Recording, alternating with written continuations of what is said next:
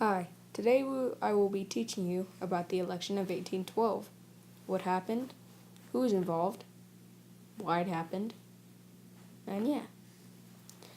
The election of 1812 included James Madison, a Democratic Republican, against DeWitt Clinton, a Federalist. Alright, let's start with who's involved. It was James Madison, the Democratic Republican from Virginia, and DeWitt Clinton from New York, who was a Federalist. The states who voted, right here: Louisiana, Georgia, South Carolina, North Carolina, Ohio, Tennessee, Kentucky, Maryland, Pennsylvania, Delaware, New Jersey, New York, Vermont, Connecticut, Rhode Island, Massachusetts, and New Hampshire. Also, Congress was involved in the War of 1812.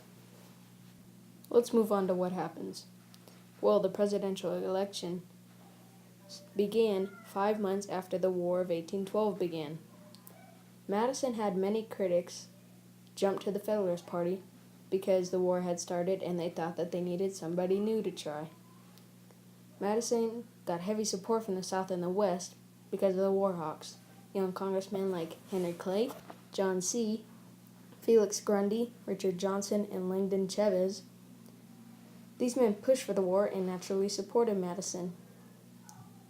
Well, obviously, it's an election. The states voted, and Madison came out as the winner with a total of 128 votes to DeWitt Clinton's 89 votes.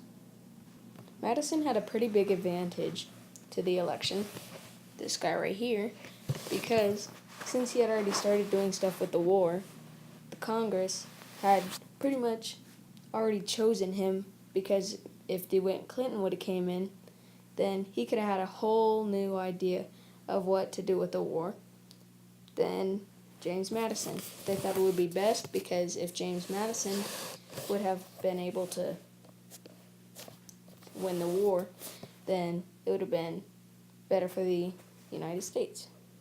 Now, in the War of 1812, the United States took on the greatest naval power in the world, Great Britain, in a conflict that would have immense impact on young country's future.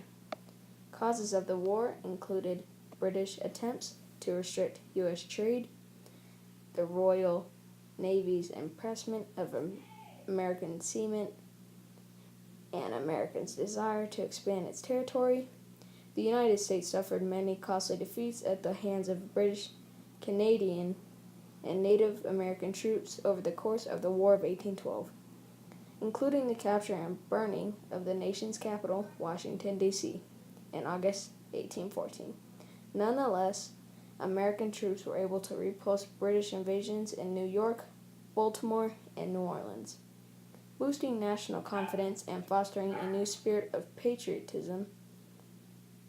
The ratification of the Treaty of Ghent on February 17, 1815, ended the war but left many of most contentious questions unresolved. Nonetheless, many of the United States celebrated the War of 1812 as a second war of independence, beginning an era of partisan agreement and national pride. Let's talk about the election. Well, obviously, in the election of 1812, James Madison, the Democratic Republican, had won with 128 votes, compared to DeWitt Clinton's, the Federalist, 89 votes. As you can see in the map below, James Madison had most of the big, larger states, and DeWitt Clinton had the smaller states in the north. James Madison was running for a second term. He had also won in 1808 against Pinckney and George Clinton. Well, to wrap up this presentation, yes, James Madison won, DeWitt Clinton, the nappy hair guy, lost, and also James Madison helped us win the War of 1812 against Great Britain. Nobody knows what it would have turned out as if DeWitt Clinton would have been elected president, but maybe it's a good thing he didn't. Thank you for watching my presentation. I hope you learned something about the election of 1812 today. This is the end.